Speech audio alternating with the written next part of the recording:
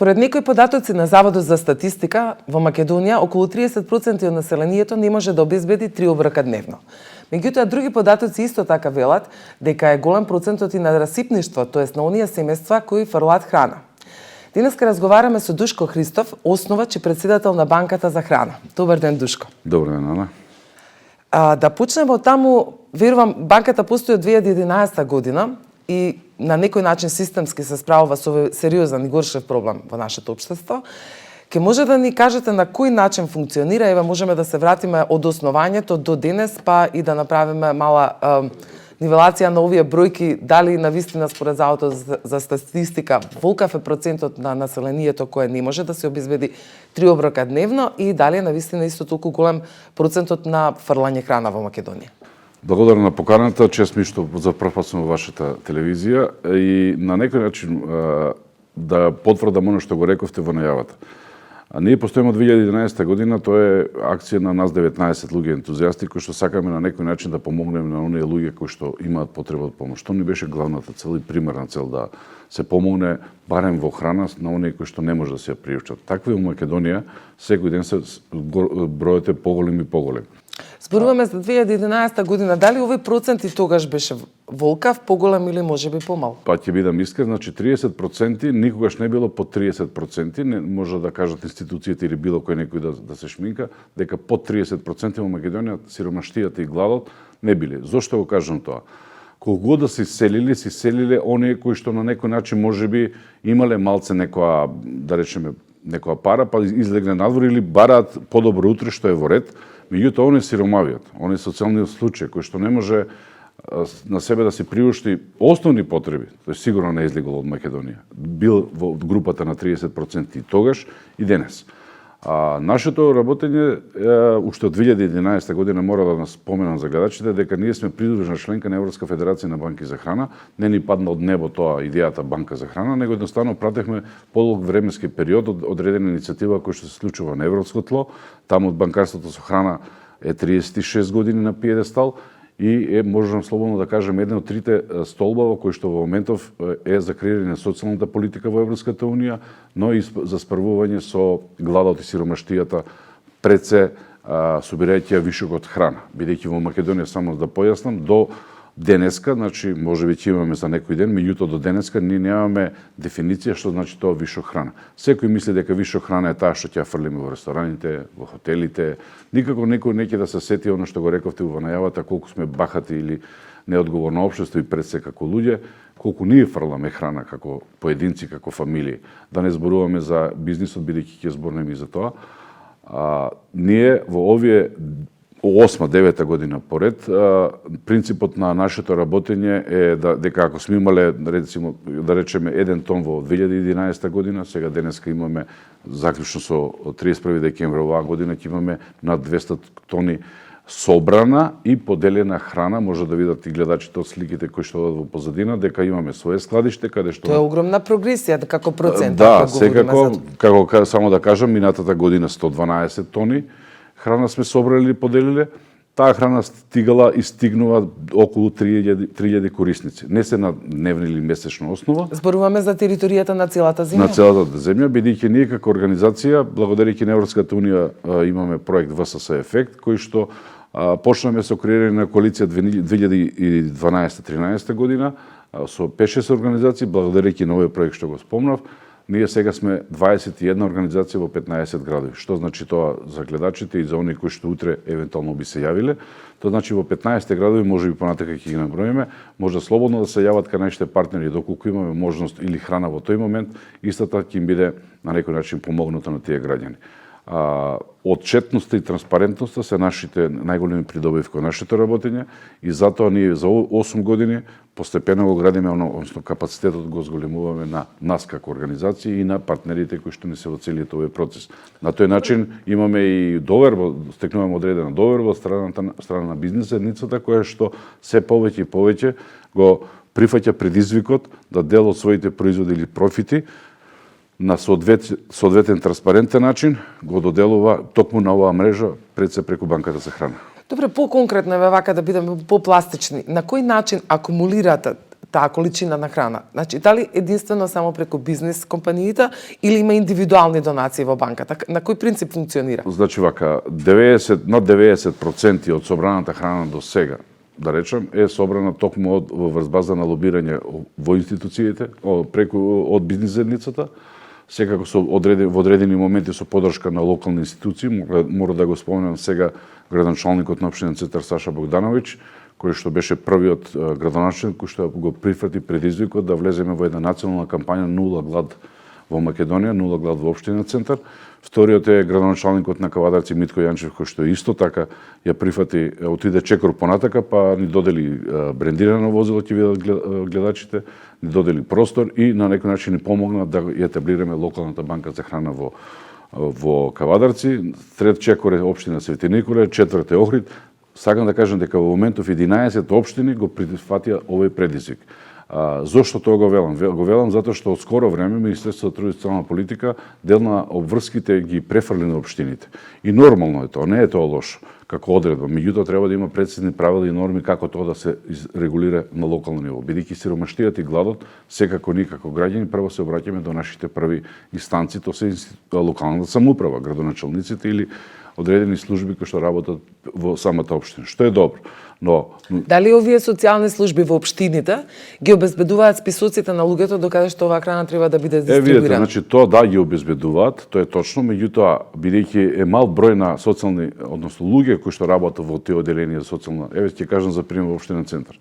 Боби Јанковски, тој е лицето кој што е наша фокал поинт во општина Центар. Само тој е надлежен и одреден да работи со 7-8 локални иницијативи. Тоа значи еден човек.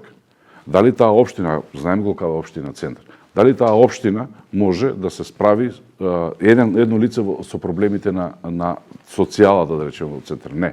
Затоа апелираме секогаш да за поздравување на целата иницијатива, но секако дека треба да се зајакнат одделенијата или не знам како би ги крстиле тие групи, односно делови на општината кои што би биле вклучени во едни вакви поголеми иницијативи. Не е само банкарството со храна.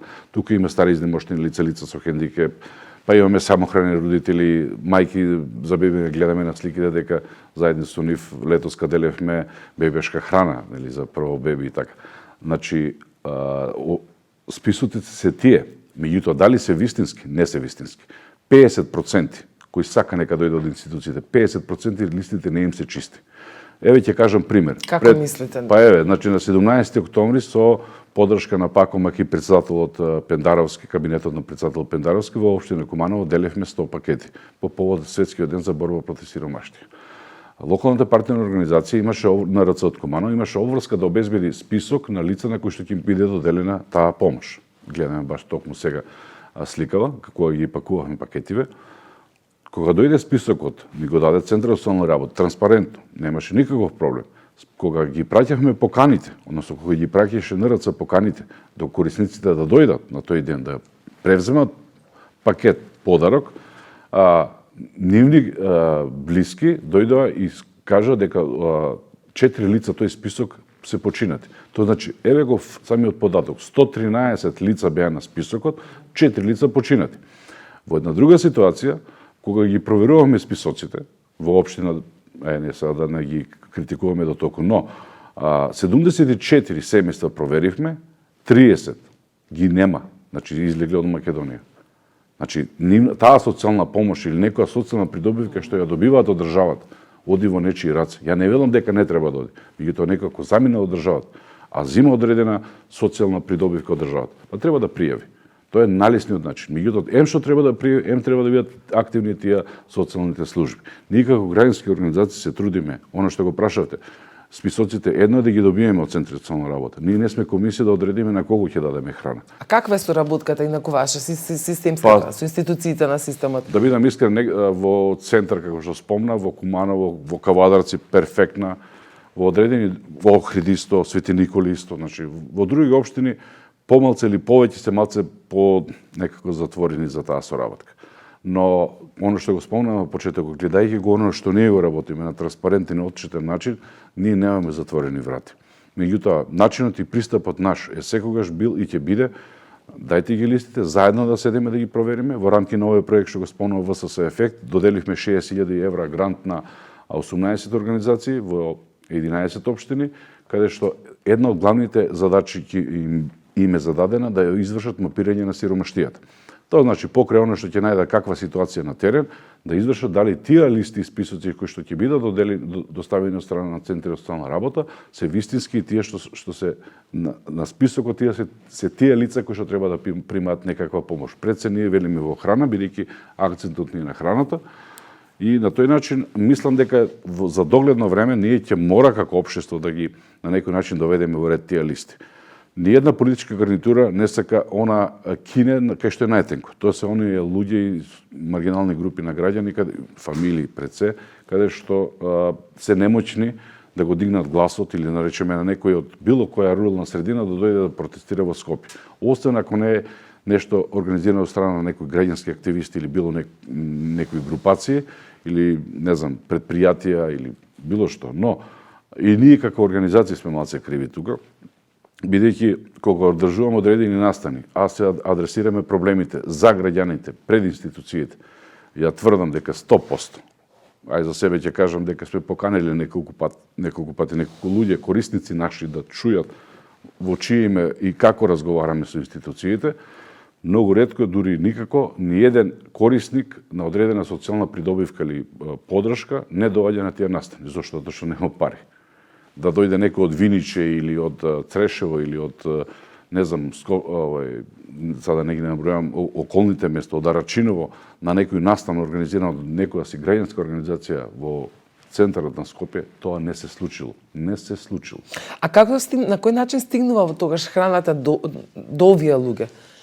Како тие се евидентирани, како тие знаат дека е таму. Бидејќи ако зборуваме на глобално ниво, еве сега ние зборуваме за еден локален контекст кај нас, така кога се спомнува дека да, храна има доволно на светот, меѓутоа е многу тежок начинот таа да се однесе во Африка и во местата каде што таа не може да се произведе. Така, велат дека тоа е многу поскапо отколку тоа дека храната да се обезбеди да се однесе кај гладните во Африка.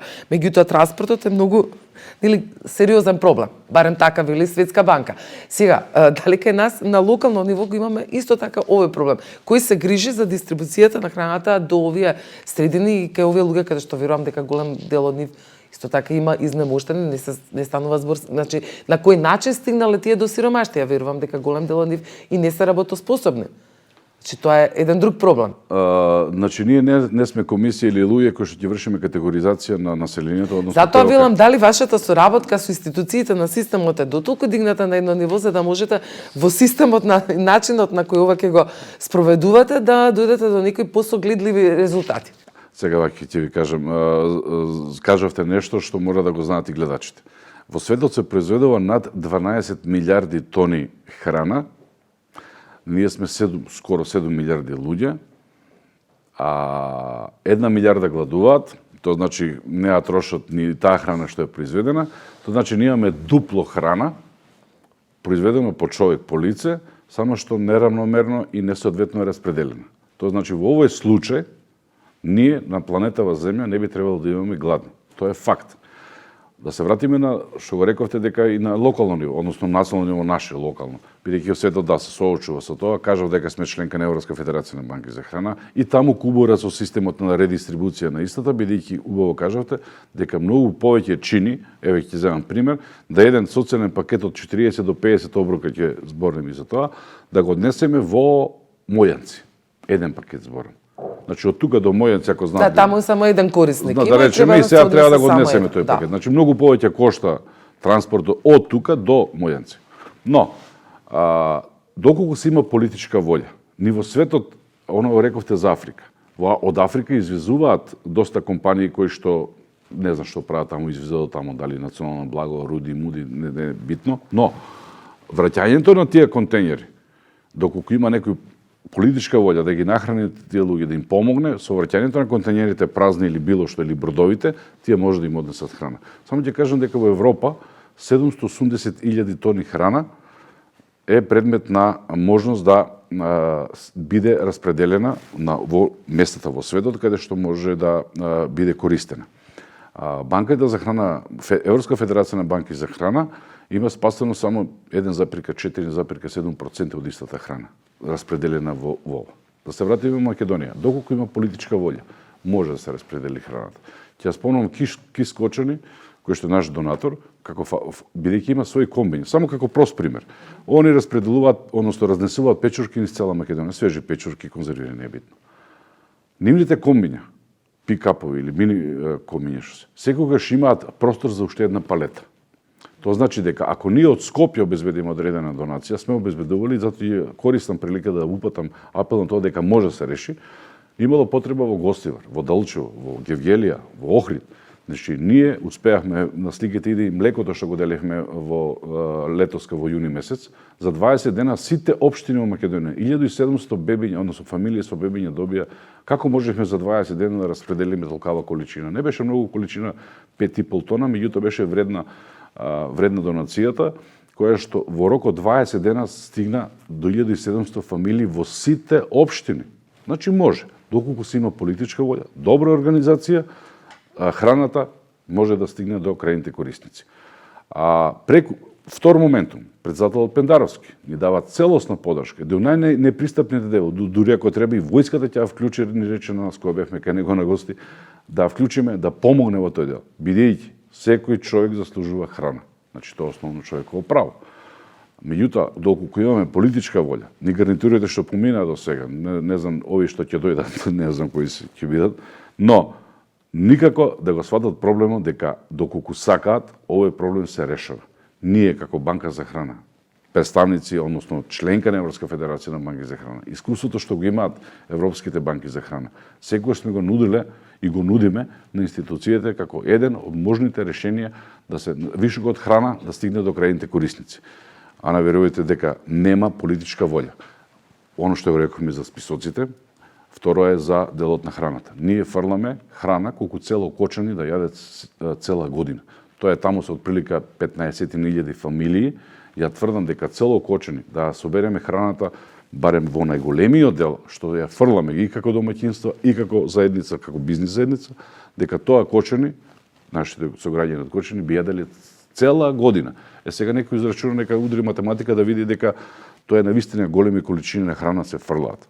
Наша примарна работа е да се справуваме со причините на сиромаштијата. Оти сиромаштијата, гладот е најтежок вид на сиромаштија. Така, ќе се вратиме на тоа, ајде уште малце за последиците, поточно веќе постоичката состојба на оние евидентирани кои се конзументи на овие донации од Банката за храна, меѓутоа, ако земеме предвид, стекрина прашина пред известно време, кога се спомна минималната плата од 14.500 денари, која веќе изгласана, нели, од вчера, и ако истата, како што некако беше толкувано според Заводот за статистика, предпоставувам дека таа е доволна за да се прихрани едно семејство, кое, нели, некако не толку добро се протолкува од страна на министерката за труд и социјала Мила Царовска, па таа потоа се правда што поточно рече дека не била добро интерпретирана и дека се разбира дека тоа минимална плата не е доволна за едно семејство, а потрошувачката коштичка кој изнесува околу 32.000 денари, според некои такви бројки, сите оние кои имаат обезбеден минималец или нешто повеќе од тоа и за едно 4-члено семејство, јас би рекла дека сите тие не се во состојба да обезбедат 3 оброка дневно. Верувам дека можат да преживеат, меѓутоа далеко од тоа дека можат квалитетно да се хранат. Тоа кога велиме квалитетна исхрана, зборуваме дека треба да има и зеленчук, и овошје, и месо и така натаму. Меѓутоа сепак да се вратиме на оние кои се најранливи категории, еве конкретно во оваа донација ваша од Банката за храна, што вклучува една коштичка и за колку оброци на едно семејство може да му послужи? Гледачите може да видат дел од помошта која што во одредени моменти и во Скопје и во другите градови беше слика од Кавадарци, каде што ние на месечна основа 150, тоа е нова година, зборувам перманентно од минатата година 2018, еве сега крајот на ноември ќе биде 11-тиот пат како делиме во општина Центар, општина Чаир и во општина Кавадарци. Значи еден пакет содржи помеѓу 40 и 60 оброка. Во зависност сепак ние зависиме од донациите, типот на донацијата од страна на 8 маркети поголеми од Скопје и она што имаме го распределуваме околу 120, 130 до 150 пакети. Предржно се 150, меѓутоа некогаш имаме и некој Што вклучува тој пакет? Значи вклучува масло, оцет, шеќер, сол, 2 до 4 до 5 пакетчини макарони, едни шпагети, 1 до 2 супи, 1 до 2 риба конзерви, 4 паштети, да речеме, преtežно се пилишки, затоа што не знаеме кој користи свинско или конзумира, еден гулаш, и ориз, спомнав, и ако имаме пола пакетчиња од леќа. Кога имаме петит бер, тоа се бисквити за каде што има дечиња, меѓутоа и да не знаеме кај има дечиња, кога имаме и таква донација, и таа ја ставиме во пакетот. Па нека проценат самите. Во Кавадарци имаме од Слогопром донација, секој месец околу 100 пилиња замрзнати и 100 пакетчиња риба смрзната, таму чекор понапред, бидејќи богата општина, благодарејќи на нив. Така да тие фамилии во Кавадарци малце се така попривилегирани, бидејќи нели имаат повеќе, но па дури добиваат и од самиот градоначалник Митко Јанчев, од неговата фабрика, цел пакет сокови. Значи цел пакет, да речеме, сега не знам кои се синалко или не знам кои сокови, не ги знам, меѓутоа секој месец добиваат по еден пакет сокови и плюс оно што го реков. Тоа значи дека на некој начин тие 100 фамилии во Кавадарци се една од подобрите обезбедени фамилии. Тоа значи дека нека послужат за примери на другите општини компании за да бидат мотивирани. А се вели нели народски дека да човек ако сакаш да му помогнеш, не му подарува риба, научи го да лови. Каков начин можете вие да примените како банка за храна, зборував на нешто малку за тоа, да ги мотивирате овие социјално загрозени семејства самите да произведуваат па и да заработат нешто? Почна акцијата во Свети Николе, значи треба да го заокружиме тој процес, благодарејќи на CBF Македонија. Обезбедивме доволно средства за наредната година, почнувајќи сега од Свети Николе, да им обезбедуваме на сиромашни семејства во руралните делови помош во ние им купуваме, како пример ќе наведам, 100 кокушки, им купуваме храна за цела година, им го градуваме просторот, тие пуштени кокушки, нели, органски јајца, ние како организација, како мрежена организација, бидејќи сами не можеме, тука мора да спомнам дека сме, како што спомнав, 18 организации во овој процес, сите заедно се трудиме да им помогнеме на тие луѓе. Односно, вам кој ќе ви дојдам, кој ќе ви речем дека една табла јајца чини толку и толку, ќе има картичка на истата, од каде што доаѓа јајцето, на тој начин ќе знаете дека сте помогнале. Седо тоа ќе го работиме во рамки на ние како организација ќе формираме заедничко социјално предпријатие, каде што тие луѓе ќе ги обезбедиме да можеби после година-две се откачат од јаслите на државата и да бидат самостални во тоа. Наредната година, доколку се покажат вредни, ќе им дадеме 3 до 5 пчелни семејства. После наредната година сме обврзани и им дадеме 3 до 5 кози. На некој начин да ги осамосталиме во она што се вели барем за храна да обезбедуваат, односно за себе и за своите фамилии. Оние легачи, сега под наводници ги кажам, кои што денеска политиките на владава се добри, меѓутоа ефикасноста од истите чини многу односно прави многу негативен ефект на терен. Ќе наведам пример.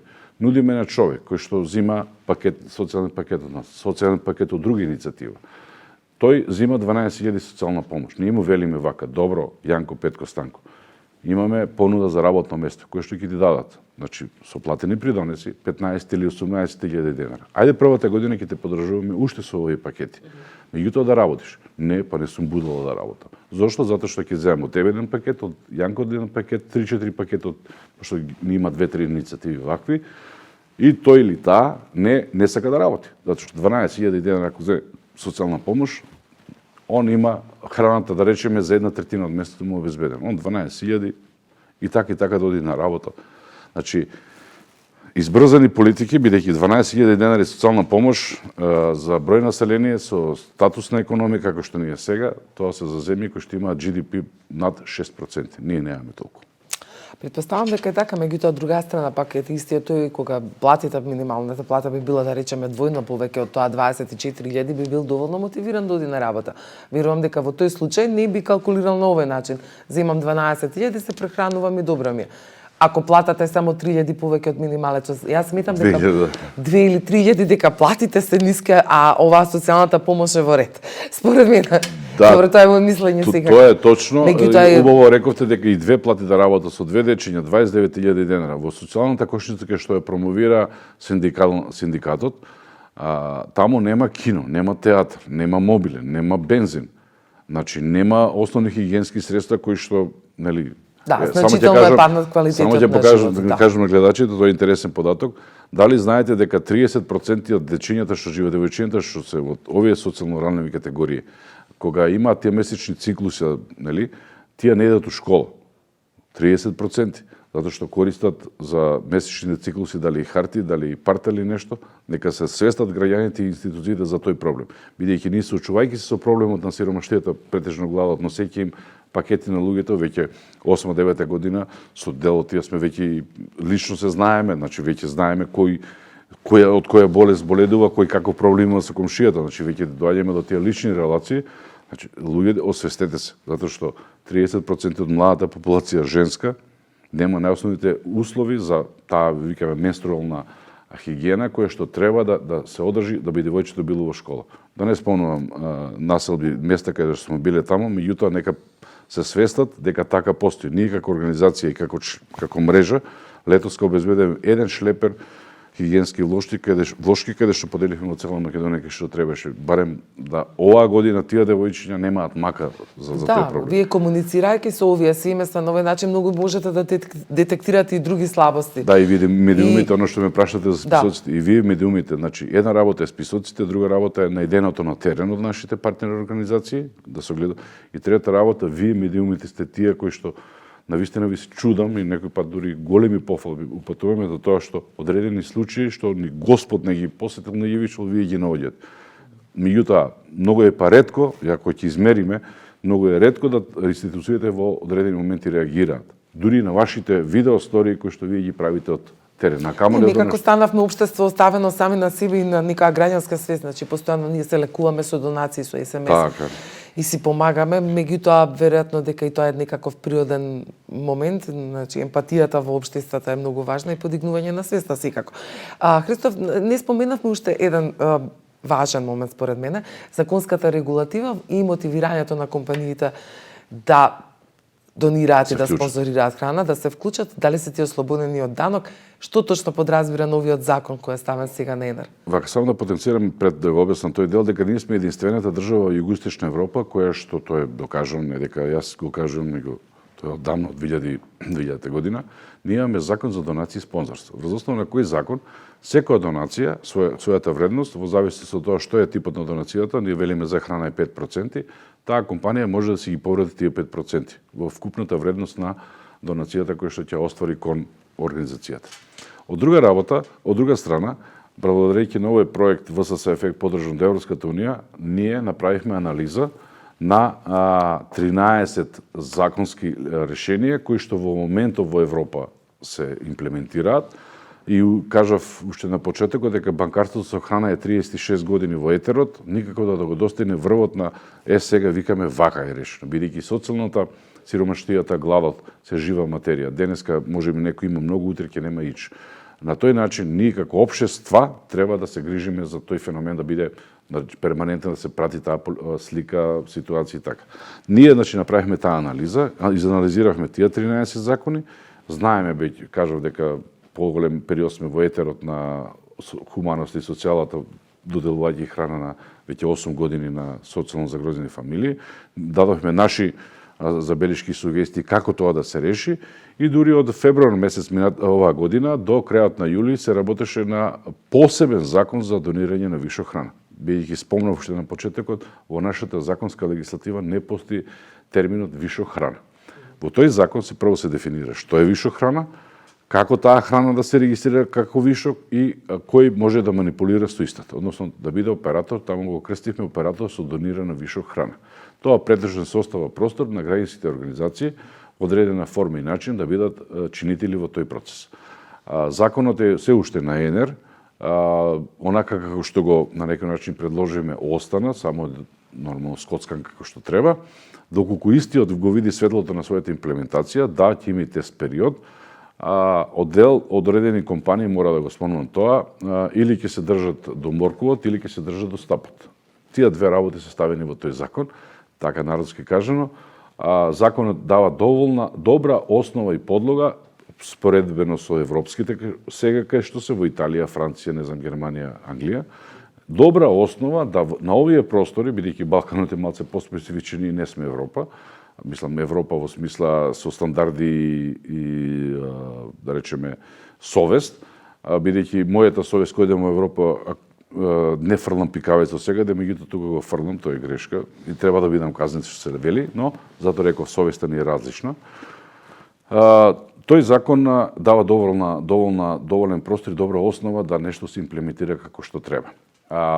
Се надам дека до нова година ќе имаме јавна расправа, поттикнати, некако се ги екипираме и бизнес заедницата, ги информираме за можеби за придобивките, меѓутоа и за последиците доколку одреден вишок на храна не биде донирана или биде донирана. Така да веќе компаниите се пробудија. Значи, веќе не се тие стегнати компании да размислуваат, не ти давам храна, подобро да фрлам. Да, во моментов како што е ситуацијата, за нив е многу по-лесно и по-ефикасно да ја фрлат храната на дрисла, условно речено, него ли да ја донираат, бидејќи така се поставени законските одредби кои што сега се уште се на власт.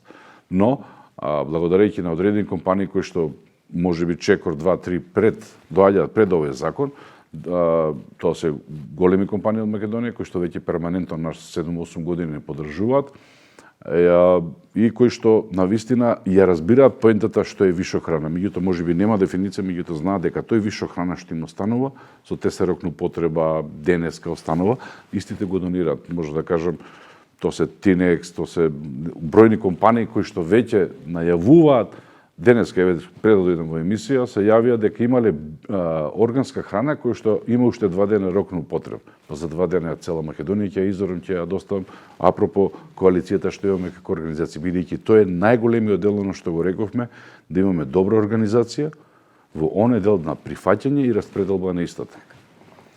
Тишко Христов, јас ви благодарам многу што убаво ги образложивте овие работи. Веројатно на оваа тема и уште многу што да се кажа.